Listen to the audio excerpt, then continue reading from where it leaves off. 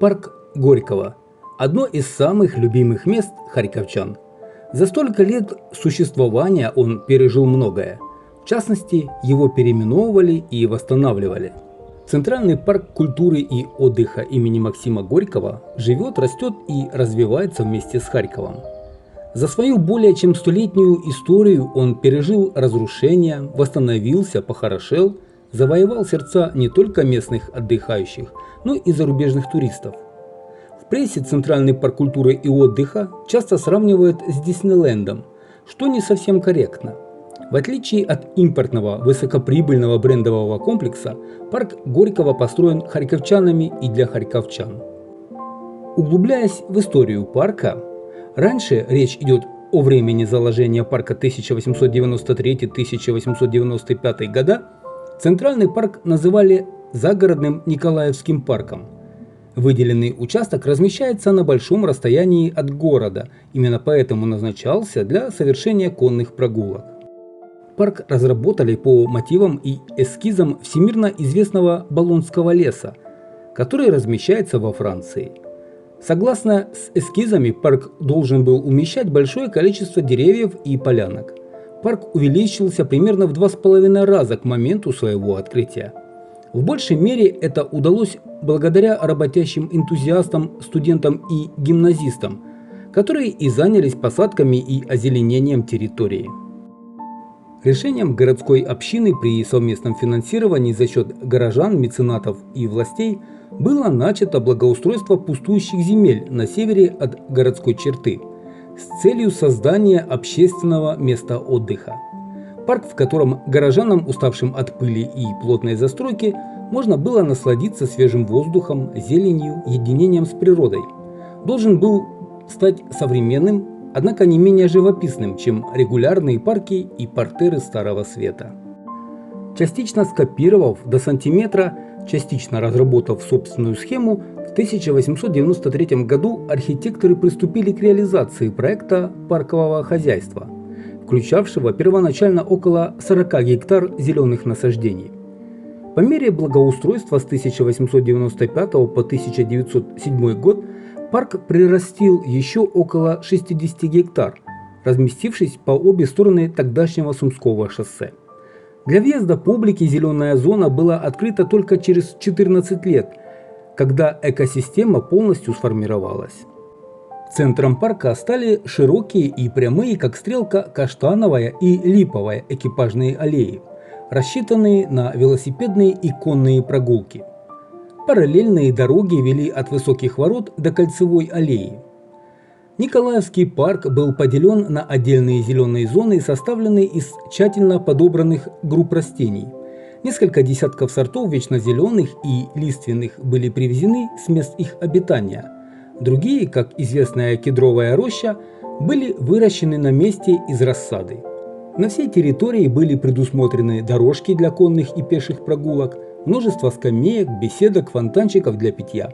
К основным обзорным площадкам организовывался свободный проезд экипажей. Снаружи парк был огражден и охранялся. Он был местом элитного отдыха, и на его территорию не допускались простолюдины, крестьяне, неопрятно одетые рабочие или прислуга.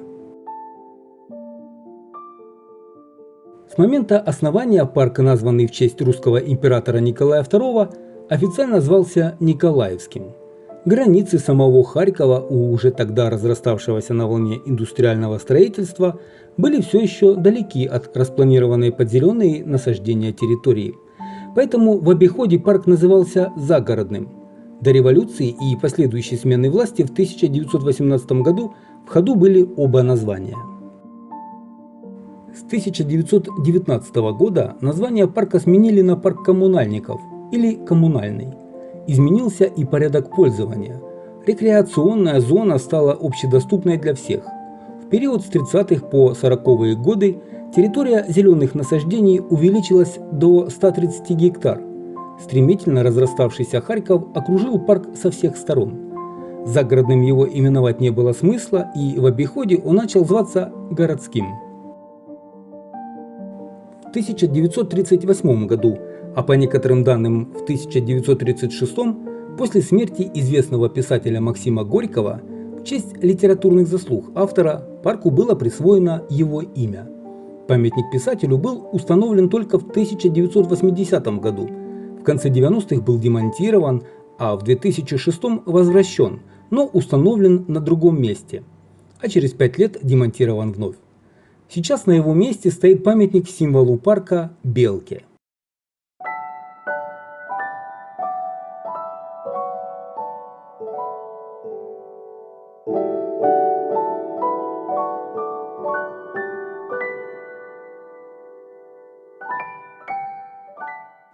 В 60-е годы название Харьковского центрального парка культуры и отдыха имени Максима Горького прочно устоялось.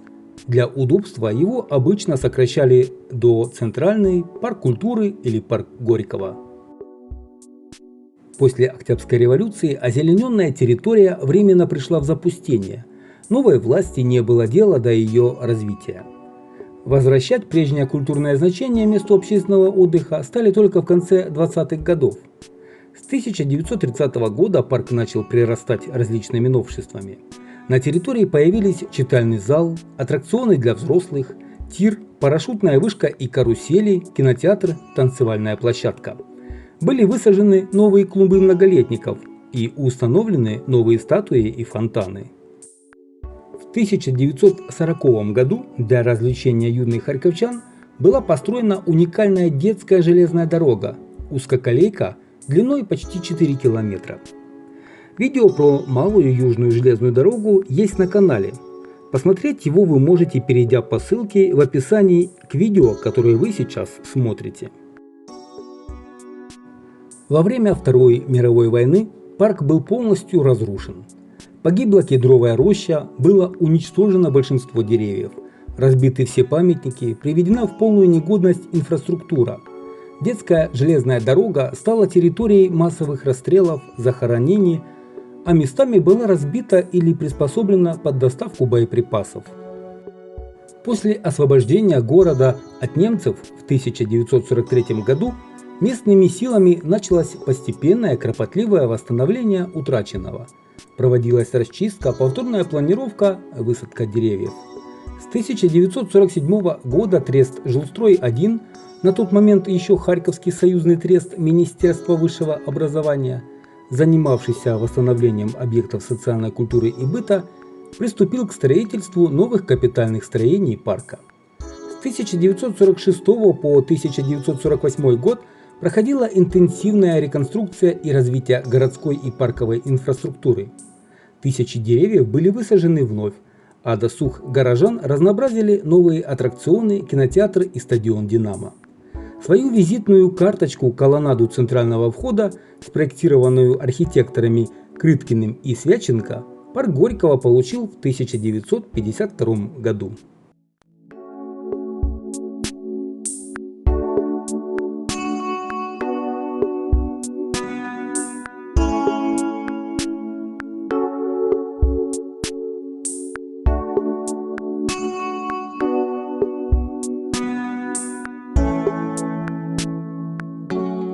В 1971 году ввели в эксплуатацию еще одну достопримечательность, неразрывно связанную с именем парка Горького – уникальную подвесную канатную дорогу протяженностью почти в 1,5 километра. Конструкция ее на то время была передовой, экспериментальной, самой легкой из возможных. Открытые двухместные вагончики несли пассажиров с Павлова поля до центра паркового комплекса почти 20 минут, давая им возможность полюбоваться лесопарком, Саржиным яром и видами города с высоты 26 метров.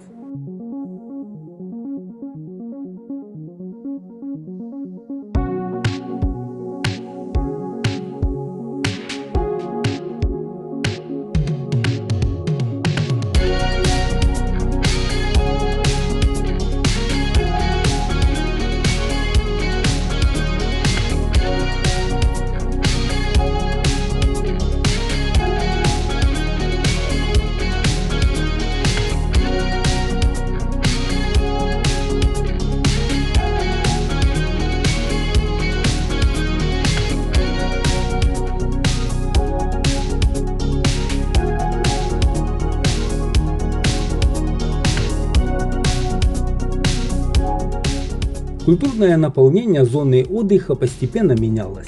С конца 60-х по 80-е годы на территории зоны отдыха работали кинотеатр «Парк», Зеленый театр эстрады, зал цветомузыкального искусства, уникальный в своем роде аттракцион динамической светоживописи, аналог современного лазерного шоу.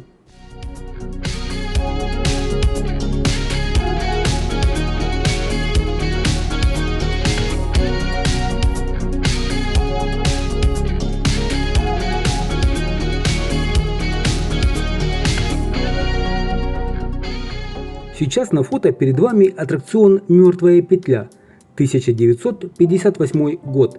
Многим этот аттракцион знаком. В 1977-78 годах его убрали. Так же, как и многие другие аттракционы, которые были снесены или реорганизованы. Зал цветомузыки был отдан под ресторан. Вообще в 90-е годы в связи с недостаточным финансированием и отсутствием профилактических мероприятий большинство строений парка пришло в упадок. Начало века не принесло гордости города особых облегчений. На фоне слабого финансирования и сокращения территории парка в соответствии с новым генпланом проходили значительные вырубки деревьев свободной зоны отдыха. Часть зданий и сооружений необходимо было срочно реставрировать, но средства на это были выделены лишь к 2006 году. 23 августа 2006 года состоялось открытие снесенной в 2001 году и заново реконструированной колоннады. С 2010 по 2012 год в рамках подготовки к Международному Кубку Евро-2012 Центральный парк претерпевал масштабную реконструкцию, двояко отразившуюся на его судьбе. С одной стороны, успешное восстановление памятников и объектов инфраструктуры, благоустройство, проводимое традиционно при содействии Треста «Жилстрой», а с другой – очередное сокращение территории, вырубка деревьев и потеря значительных площадей. В отличие от первоначальной идеи места для уединения, спокойной романтики, возможности полюбоваться природой, современный Центральный парк культуры и отдыха стал местом для общения, активного досуга, снятия стресса и погружения в атмосферу радостного веселья. Запущенный в годы перестройки парк был полностью восстановлен и вновь стал прекрасным достоянием культурной столицы. Сегодня посетители парка принимают более 30 разных аттракционов, самым масштабным из которых стало построенное в 2012 году 55-метровое колесо обозрения. Обновили также и канатную дорогу. Ее трассу очистили от веток, старые железные кабинки заменили на более легкие, закрытые, композитные с поликарбонатными стеклами. Символом обновленной территории стала белочка, живущая в данном парке. Не одно поколение приезжает к парку не только прогуляться, но и покормить ее. Это своего рода традиция, к которой присоединяются харьковчане и гости парка. Наполнили Центральный парк культуры и отдыха имени Горького развлечениями родом с ведущих стран мира, а также собственными изделиями талантливых харьковчан. Благодаря этому можно уверенно сказать, что парк является лучшим в Украине развлекательным центром. Центральный парк культуры и отдыха имени Горького стал визитной карточкой Харькова. В этом месте можно отдохнуть, набраться сил и вдохновения и весело провести время. Люди разного возраста будут чувствовать себя хорошо в этом месте, ведь ограничений нет. Кто-то любит неспешные пешие прогулки, кто-то активные развлечения на аттракционах. Каждый найдет развлечения себе по душе. Приехав в Харьков, стоит обязательно посетить это место.